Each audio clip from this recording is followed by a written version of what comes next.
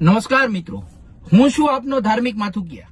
આમ આદમી પાર્ટી વિદ્યાર્થી wing Gujarat university દ્વારા આ વર્ષે પીએચડીના વિદ્યાર્થીઓ માટે જે 7,900 રૂપિયા ફી હતી તે વધારી અને 12,400 રૂપિયા કરી નાખવામાં આવી. અહીં સવાલ એ બાબતનો થઈ રહ્યો છે કે શું ગુજરાત સરકાર પાસે વિદ્યાર્થીઓને ભણાવવા માટે પૈસા ખૂટી ગયા છે? શું ગુજરાત સરકાર પાસે નાણાંની અછત છે વિદ્યાર્થીઓના શિક્ષણ માટે? તો આ તોતિંગ ફીમાં વધારો કરવામાં આવ્યો છે.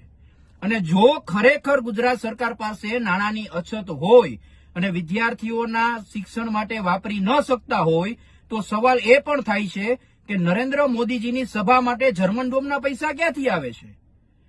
સીએમના કાફલા માટે નવી ફોર્ચ્યુનરના પૈસા ક્યાંથી આવે છે? નવા હેલિકોપ્ટરોના પૈસા ક્યાંથી આવે છે?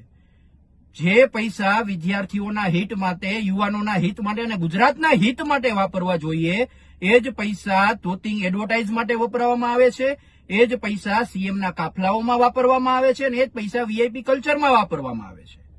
આવા બિનજરૂરી ખર્ચાઓ બંધ કરી અને ગુજરાતના વિદ્યાર્થીઓના હિતમાં તમે જે ફી વધારો કર્યો છે એ ફી વધારો પાછો ખેંચો એવું આમ આદમી પાર્ટીની વિદ્યાર્થી પાંખ આપને અપીલ કરે છે.